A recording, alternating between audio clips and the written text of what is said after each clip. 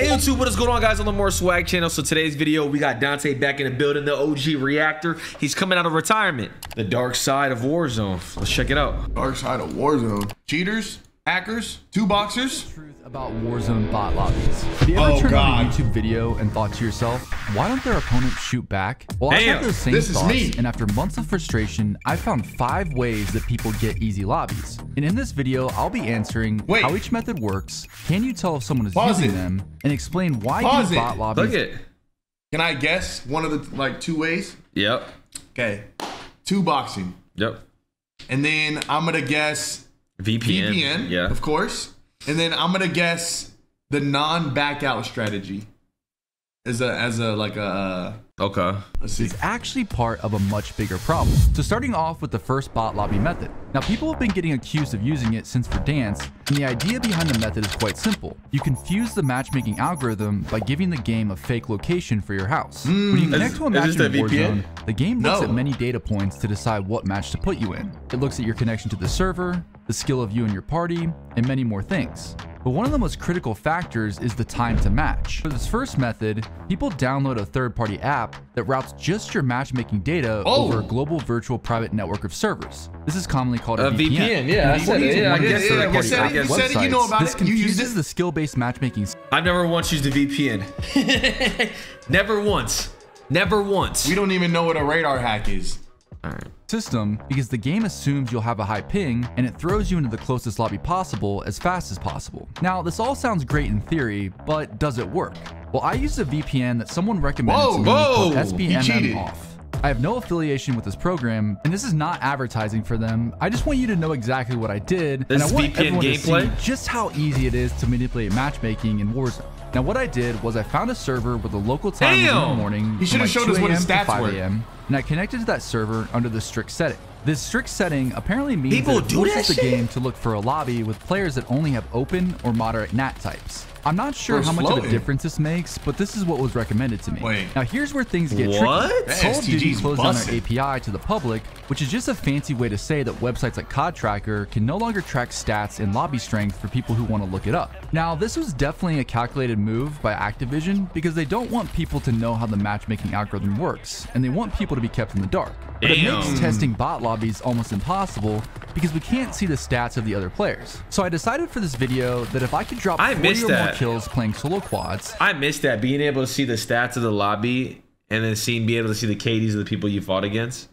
I like that. Which I've never done under normal matchmaking. When people can look at like this method works. Like bronze lobbies and shit. After just a few hours of testing, I got an insane bot lobby. Damn, 38? 38.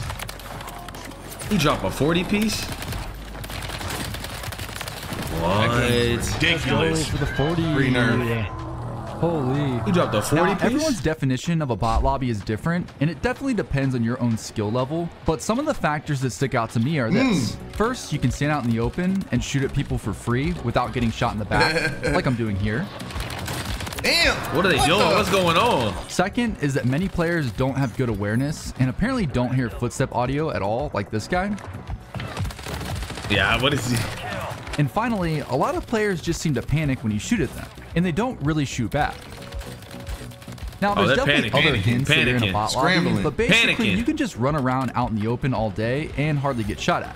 Now, like I said, I have never had a 40 kill game in normal matchmaking, and transparently, I've been struggling for weeks in solo quads just to get 20 kills. So dropping a game like this just a few hours after turning the VPN on tells me that this method probably works, even though I can't see the data for the lobby strength. Now, one thing I will say is that after testing for several hours, I definitely didn't get bot lobbies every time. I actually got some sweaty matches too. I would just say that the variety of matches that I got was much higher and more random than normal. And what's crazy about the VPN method is it's pretty much undetectable if you're doing it. The only thing that changes is your geolocation in the game. So for instance, if I connect to the Philippines, my location in the game changes to that. That's crazy. My ping stays the same. So in order to know if someone was doing this, you'd have to see their geolocation or their task manager to see. I just don't understand. It'd be crazy. What do you say? What are you saying? I don't understand, like, what? I was gonna say, to show the geolocation, especially if you live in a small city, is kind of crazy. I don't understand how the ping doesn't change though. If you're like traveling to this server, I don't know. Like, I don't know how you don't lag. I don't know. if they're running. That doesn't make any sense. Yeah, so given that it's pretty easy to set this VPN up, I've never used it, so I would imagine that a lot of people are doing it, which the host of the biggest Warzone podcast seems to agree with. Like, why do you look at me? Everything that I've heard from everybody, chat. Obviously, we're in the scene. We hear like 95% of the Rebirth community VPNs. Oh! Right, now this next bot method might be even better because I smashed my 40 kill goal in this gameplay here while using it. Now, if you remember in the last method, I sent my matchmaking data far away to a VPN server to confuse the matchmaking algorithm, and the game connected me to a server near my house, which kept my ping low. Well, for this new method, I don't connect to a server near my house. I forced the game to connect me to a server in a location that I choose. This is called geofencing. And the idea behind this is that not only are you sending your matchmaking data to a VPN server across the world, but you're also restricting the game servers that you can connect to, so you're breaking the matchmaking algorithm. Now, there's a few ways to do this. Some routers, like the NetDuma, allow you to go into the settings and draw shapes on a map, and your router won't let the game connect you to a server that is outside of the location. But another way to do this is to just use a third-party app, and that's what I did for my tests. Bro, I used SBMM off once again, and I connected to a VPN server where it was early in the morning, and then I set up a geofence to the west coast. Now, I live closer to the East Coast, and I normally connect to these servers here, but with the geofence, I forced the game to connect me to the West Coast server. If you remember from the last gameplay, my ping in that game was in the 30s, but when I geofenced to the West Coast servers, in this game, I was getting 60 or about double. Okay. Now, I was actually a bit surprised that it wasn't even higher, and I'm not sure the exact location of the server that I connected to, but my ping is usually not this high. Now, like I mentioned before, it's impossible to know the lobby strength that we get nowadays because the data isn't available, but I would say that using a VPN and geofence gave me similar type games to just using a VPN. I got some sweaty lobbies, and I got what seemed like some easier lobbies. And after a couple of hours of using this method, I got very close to dropping 50 kills in solo quad. 44? Holy shit. The guy he killed name was Mystery Pickle. 46? Wow. 48. 48? 48. Wow. Holy, man. Nicely done. Holy, new PR with the VPN geofence. Let's go. Wait, so he's using two? So I would have to say that this method also works because it would have to be an insane coincidence to get this many kills when I've never dropped more than 40 kills in normal matchmaking. And just like the last method, it's not really possible to tell if someone is doing this unless you see their geolocation or if you notice that their ping is always really high. But even then, that doesn't really tell you anything because sometimes the game does connect you to servers that are far away. Now, one major downside... When I connect to the West Coast, I'm always on 4 ping. Always on 4 ping because we live down the street from the motherfucker. To using the geofence was that the queue times between games took significantly longer. Sometimes the queue time was more than 5 minutes and I could hardly find a match, but then other times it was more normal. Now, I don't know exactly what causes that. It could be the time of day that I was playing and where I was geofencing, but I'm not exactly sure.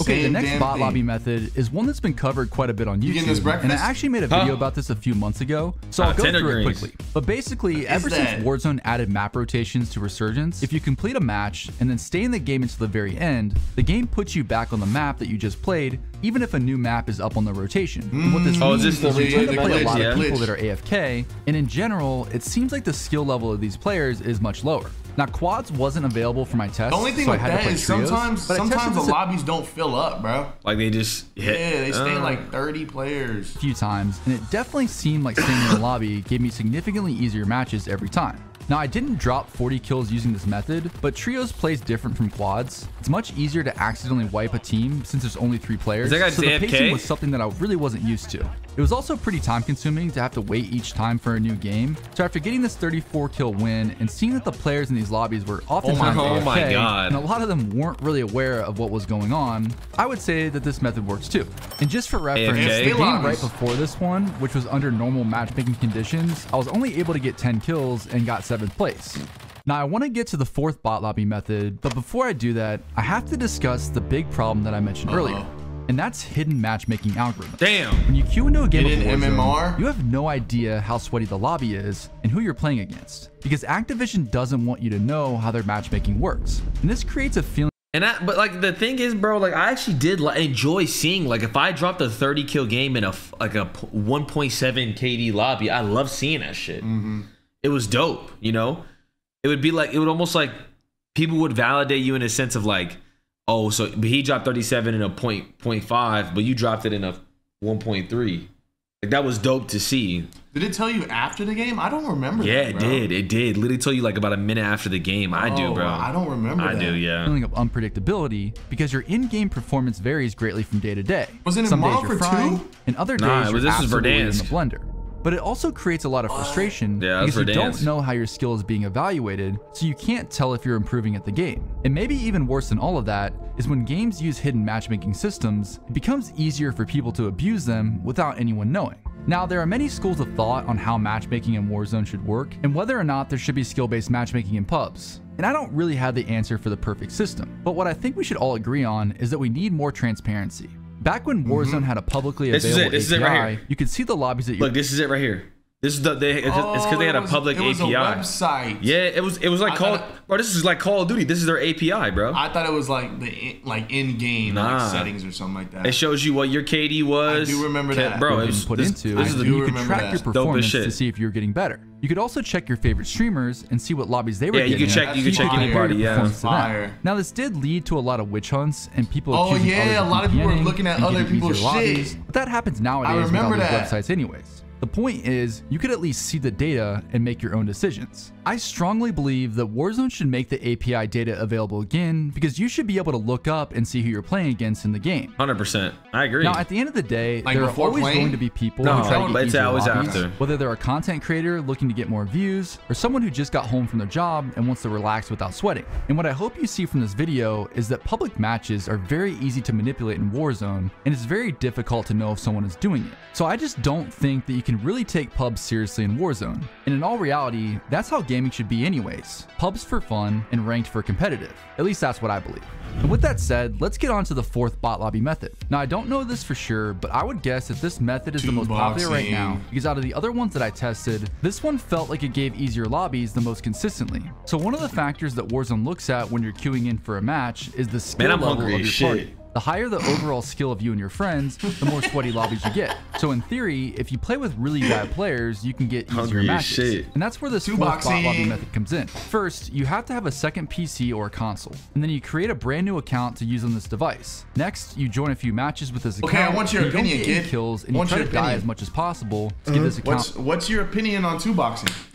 I think all these methods in general, like if you're doing these methods, as long as you're honest about it, like if you're openly like, you know what I'm saying, like it's not like going to like a pre-intermission screen, and hiding it or like bragging you got 70 kills and like you making it seem like, you know what I'm saying, you didn't do anything like fishy to get that lobby. So as long as you're transparent, like again, it's pubs, it's whatever, but like when people do this shit like in competitive tournaments for money, or like they do like scummy shit in ranked, that's when it's like really ass. But when it's just regular pubs, I mean, if you're sitting there honest with it, like who's gonna sit there and tell you no? Like if Activision's not saying nothing, you know what I'm saying? And if the fact that Activision's not transparent with their API, it's like if you could see people's lobbies, all that shit wouldn't matter. Yeah, like you would know they're doing their shit. You know what I mean? So there would be no point in hiding. Like you said in the video, it's transparency. Really bad stats. And then once you've done this twice, I think that whole VPN shit is crazy. That's the VPN with the geofencing with the programs and shit. Yeah, that shit's kind of crazy in my opinion. I think that shit's wicked. Like what the bro was changing the server Australia. Bro was outlining drew the fuck like what the. This bot account to search for a match, and while you're searching, you join with your main account. And theoretically, you should get easier lobbies because the stats of this bot account will decrease the overall skill-based matchmaking. And then once you're in the lobby, you can just have the bot account leave the game, and now you just have your main account and you can get your gameplay. Now the theory behind this is pretty simple and people call this the two-box method, but it was actually more complicated and this didn't work for me at first. I wasn't sure how bad this bot account needed to be for the two-box method to work. The account needs a second account that I've had for quite a while. You can't have like an account with like a 0.7 or anything. It needs to be like a 0.04. I had actually forgotten that I had used this account to play a little bit of multiplayer, so I think the stats were way too much kills. So what I did was I created a third account and then I played 1 or 2 games of Resurgence and I made sure not to get any kills and then I tried to die as much as possible. Now I would show you the stats for this account, but you actually have to be a level 10 to be able to see them. So I'm actually not sure what they are. But once I started using this brand new account with the second account and then my main account, I started getting a lot of bot lobbies and the difference was night and day. I definitely think that if I did this consistently, I could get 50 kills or maybe even a 60 bomb with the right the 40 piece. For this test, I only played using this 2-box method for a morning of games, and I was able to get more than 40 kills, which was the benchmark for my test. Oh, he was gonna res. 44. PR, let's go. Let's go. One thing that I think is important to know is that even when you get bot lobbies, you still have to be pretty good at the game to get 40s and 50s and higher on Rebirth. You basically have to fly around the map at full speed and put yourself in really bad situation to get that many kills. So to get the types of high kill games that you typically see on YouTube, you really need three things. First, you need to have a lot of skill. Second, you need to get a bot lobby. And third, you do have to have a little bit of luck.